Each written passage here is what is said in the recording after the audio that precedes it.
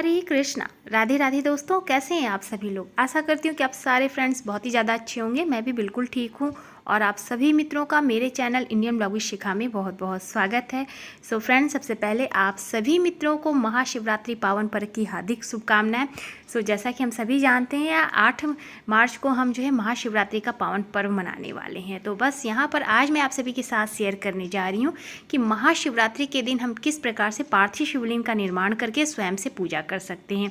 तो बस इस तरह से आपको पार्थिव शिवलिंग बना लेना है और सर्वप्रथम हम सबसे पहले गणेश जी की पूजा करेंगे। तो जैसा कि आप देख सकते हैं यहाँ पर गणेश जी हमारे विराजमान हैं और यहाँ पर सबसे पहले जो है हस्बैंड उनको स्नान करा रहे हैं। सबसे पहले गंगा जल से स्नान कराएंगे, इसके बाद पंचामृत से स्नान कराएंगे, वस्त्र रूपी मौली अर्पित करेंगे, जनेऊ चढ़ाएंगे, जो है टीका चंदन करेंगे। सर्वप्रथम गणेश जी की पूजा होती है, जैसा कि आप देख सकते हैं। तो यहाँ पर गणेश जी की पूजा हो रही है। पार्थिव शिवलिंग का निर्माण करके आप स्वयं से जो है ये पूजा कर सकते हैं, बाबा का अभिषेक कर सकते हैं। यह पूजा आप सुबह में भी कर सकते हैं, शाम को प्रदोष काल में भी आप ये पूजा कर सकते हैं। तो आपके ऊपर है, जैसा आपके पास समय हो आप उस हिसाब से अपनी पूजा कर सकते हैं।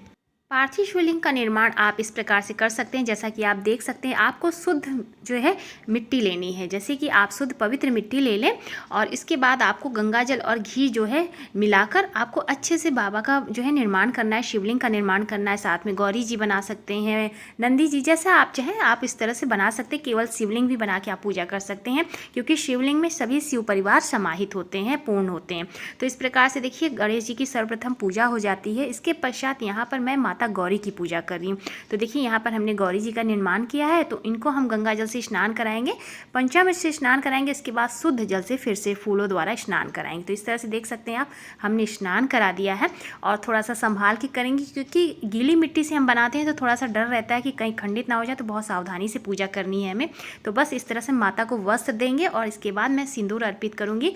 माता को जो है हम सुहाग की चीज़ें भी अर्पित करेंगे। तो जैसा कि आप अपनी व्यवस्था देख लें, इस तरह से आप जो है आज के दिन, क्योंकि माता का विवाह होता है बाबा भोलेनाथ के साथ महाशिवरात्रि के दिन, तो इस तरह से आप इन्हें वस्त्र भी अर्पित कर सकते हैं, सुहाग की सामग्री जरूर से अर्पित करें। तो इस तरह से अभी आप पूजा कर सकते हैं। तो देखिए यहाँ पर हमने माता का जो है हल्दी कुमकुम से पूजा किया, उसके बाद यहाँ पर हमने जो भी सामग्री थी सुहाग की वो हमने इस तरह से अर्पित की। इसके बाद जो है हमने भोग लगा के आचमनी करा दी।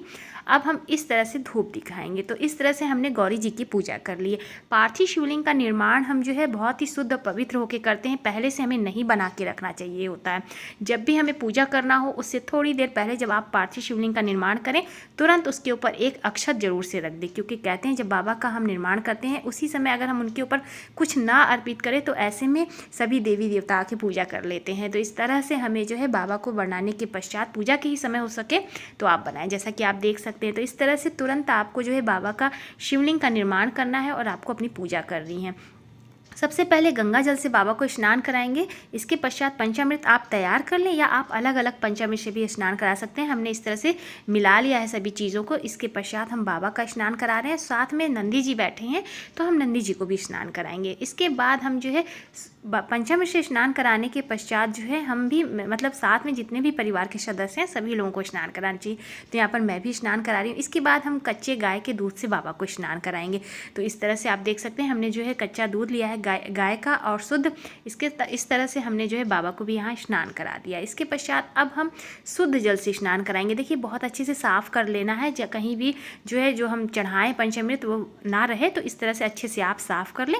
और यह भी ध्यान रखें कि बहुत ज़्यादा हमें जल नहीं गिराना है, नहीं तो जो है खंडित होने का डर रहता है। तो बस इस तरह से जो है स्नान कराने के पश्चात हम वस्त्र रूपी मौली अर्पित कराएंगे, बाबा को जनेऊ चढ़ाएंगे, समस्त सामग्री अर्पित करेंगे। तो इस तरह से आपको पार्थिव शिवलिंग का निर्माण करना है और पूजा अर्चना करनी है। देखिए पार्थिव शिवलिंग का निर्माण हम जब करते हैं तो जिस जगह पे हम बनाए वो जगह शुद्ध और पवित्र होनी चाहिए। तो आप पूजा स्थल पर ही बैठ के बनाना है और वहीं पर आपको अपनी ये पूजा कर लेनी है। और बाबा का जब हम पूजा कर लेते हैं तो पार्थिव शिवलिंग का निर्माण करके जब हम पूजा करते हैं उनका विसर्जन भी बहुत ही जो है सही समय पर करना होता है, जिससे कि हमारी जो मूर्ति है वो खंडित ना होने पाए, उससे पहले ही हमें जो है विसर्जन करना होता है। तो बाबा की पूजा और विसर्जन का बहुत ही समय होता है। तो बस इस तरह से देखिए हमने जो है पूजा कर लिया, बाबा को स्नान कराया, जनेऊ अर्पित किया, वस्त्र रूपी मौली अर्पित करेंगे, जो भी पुष्प आंकड़े के फूल हो गए भांग, धतूर, बहुत सारी सामग्री, बेर वगैरह सारी चीज़ें मिलती हैं, तो आप ये सभी चीज़ें बाबा को अर्पित कर सकते हैं। तो हमारे यहाँ तो शिवरात्रि के दिन तुरंत जो है 1-2 दिन पहले से ही बहुत सारी सामग्रियाँ मिलने लगती हैं बाबा के लिए, तो आप इस तरह से ला के अर्पित कर सकते हैं। देखिए बेलपत्र समय के हिसाब से आप देख सकते हैं, अगर अच्छे मिल जाए तो कम से कम 11, 21, 108 बेलपत्र आप ज़रूर से अर्पित करें। तो बस इस तरह से बेलपत्र हमें अर्पित करना है।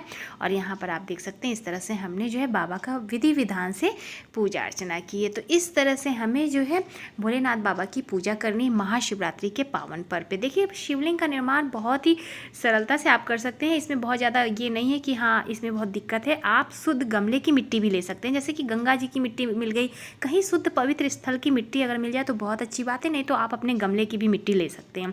इसके पश्चात आपको क्या करना है, उस मिट्टी में थोड़े से घी मिला लें, गाय का घी, थोड़ा सा गंगा जल मिला लें, कच्चा दूध हो वो भी मिला सकते हैं। उसके बाद खूब अच्छे से उसे मसल के बढ़िया सा मिला लें और ओम नमः शिवाय मंत्र का जाप करते हुए आपको शिवलिंग का निर्माण करना है। तो बस इस तरह से आपको निर्माण करने के पश्चात आप उस पर तुरंत एक अक्षत रख दें और बेल पत्र का आसन देके बाबा को विराजमान कर लें। इसके पश्चात आप पूजन की तैयारी कर लें और फिर बाबा की पूजा करें। इसके पश्चात देखिए यहाँ पर जब बाबा का हमने श्रृंगार कर लिया तो अब हम जो है यहाँ पर उनको भोग लगाएंगे। तो यहाँ पर आप किशमिश चढ़ा सकते हैं, जो भी चीज़ें मिश्री वगैरह हो वो अर्पित करें। इसके बाद आप जो है इस तरह से फल का भोग लगा सकते हैं, अक्षत चढ़ाएं, पुष्प चढ़ाएं, भांग चढ़ाएं और इस तरह से जो है भस्म चढ़ाएं, बहुत सारी चीज़ें चढ़ा लें। और हाँ ये भी मैं आपको बताना भूल गई कि जब भी पूजा प्रारंभ करें सबसे पहले जो है इस तरह से धूप दीप प्रज्वलित कर लें और इस तरह से सारी चीज़ें करने के पश्चात, पूजा करने के पश्चात आप आचमनी कर लें।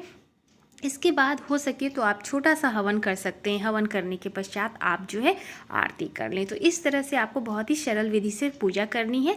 तो यहाँ पर देखिए हमने जो है थोड़ा सा अगियारी कर लिया है और इस तरह से हम आरती करेंगे बाबा की। तो आप आज के दिन जो है भगवान बाबा भोलेनाथ का जो है मंत्र का उच्चारण जरूर करें। कम से कम 108 मंत्रों का जाप आप कर सकते हैं। आप जो है शिव सहस्त्र नाम पढ़ सकते हैं, बाबा भोलेनाथ का आप जो है स्तुति कर सकते हैं, इस तरह से भजन कीर्तन कर सकते हैं संध्या उपरांत। तो इस तरह से भी बहुत ही सारा जो है साधारण और सरल तरीके से बाबा की पूजा कर सकते हैं पार्थिव शिवलिंग का निर्माण करके। तो चलिए अब मैं आपको पूजा करने के पश्चात यहाँ पर आपको जो है मैं विसर्जन की भी विधि बता देती हूँ, किस प्रकार से आपको विसर्जन करना है।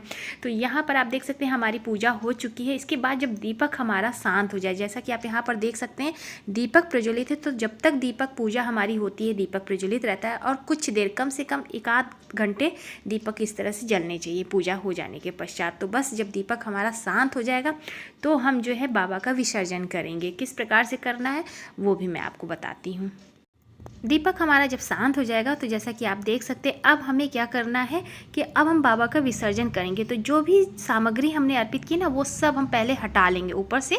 इस तरह से हम सभी चीज़ों को हटा लेंगे और विशेष ध्यान देने योग्य ये बात है कि हमारी मूर्ति खंडित ना हो, इस बात का विशेष ध्यान रखें। तो बस आप देख सकते हैं यहाँ पर हमारे गणेश जी विराजमान है और इस तरह से हमने एक पीतल की बाल्टी ली है, पात्र कोई भी आप ले सकते हैं, चाहे आप स्टील का भी ले सकते हैं। उसमें थोड़ा सा जल मिला लें, गंगा जल, उसके पश्चात थोड़ा सा जल रख लें और इस तरह से आप घर में ही स्वयं से भी जो है इस तरह से विसर्जन कर सकते हैं। तो सबसे पहले हमने गणेश जी को यहाँ पर इस तरह से रख दिया, फिर माँ गौरी को, फिर हम नंदी महाराज को रखेंगे। तो इस तरह से बहुत ही सावधानी के साथ जो है हमने जो बेलपत्र का आसन दिया है वो हमें इस तरह से उठा लेना है और इस तरह से हमें बाबा के मंत्र के साथ इस तरह से हमें जो विसर्जन करना है। इस तरह से आप बहुत ही सरलता के साथ अपने घर में स्वयं से ही विसर्जन कर सकते हैं। देखिए आपके पास नदी, तालाब इत्यादि की व्यवस्था हो तो आप वहाँ पे भी जाके विसर्जन कर सकते हैं। अगर नहीं सुविधा है तो आप घर में इस तरह से विसर्जन कर सकते हैं। और ये समस्त सामग्री जो है, जो दूध वगैरह जो हमने चढ़ाया, ये सब आप जो है गमले में रख सकते हैं। गमले में अपने घर की छत पर या जहाँ पर आप गमले पौधे वगैरह लगाएँ वहाँ पर आप जो है रख सकते हैं, मतलब डाल सकते हैं इन्हें, क्योंकि हमें बहुत ही सावधानीपूर्वक रखना है। और इसके पश्चात जो हमने यहाँ पर सुहाग की सामग्री अर्पित की है और जो हमने ये फल वगैरह भोग लगाया है वो सब हम क्या करेंगे कि अगले दिन जब हम पंडित जी के लिए दान के लिए सामग्री निकालेंगे तो उसी में हम ये सारी चीज़ें, समस्त चीज़ें मिलाकर जो है पंडित जी को हम दान करेंगे। आप चाहे तो अपने घर में जो है अपनी बहन को, अपनी बेटी को ये सब चीज़ें दान कर सकते हैं, लेकिन फल जो है आप जो दान करेंगे सामग्री तो उसमें दान करेंगे, लेकिन सुहाग की चीज़ें आप कुछ अपने लिए रख लें और कुछ आप पंडित जी को भी दान कर सकते हैं। तो इस तरह से आप ये समस्त सामग्री के जो है विसर्जन करें और स्वयं से पार्थिव शिवलिंग का निर्माण करके पूजा अर्चना कर सकते हैं। क्योंकि पार्थिव शिवलिंग का निर्माण करके जब हम पूजा करते हैं ना, तो इसका हमें अनंत गुना फल प्राप्त होता है। तो महाशिवरात्रि के पावन पर्व पे आप इस तरह से पार्थिव शिवलिंग का निर्माण करके अपनी पूजा अर्चना कर सकते हैं। सो उम्मीद करती हूँ कि आप सभी को मेरी आज की पूजा पसंद आई है। तो प्लीज़ वीडियो को लाइक कीजिएगा, ज़्यादा से ज़्यादा शेयर कीजिएगा। तो चलिए मिलते हैं नए अच्छे से वीडियो के साथ। तब तक के लिए हरे कृष्णा, राधे राधे, जय श्री राधे।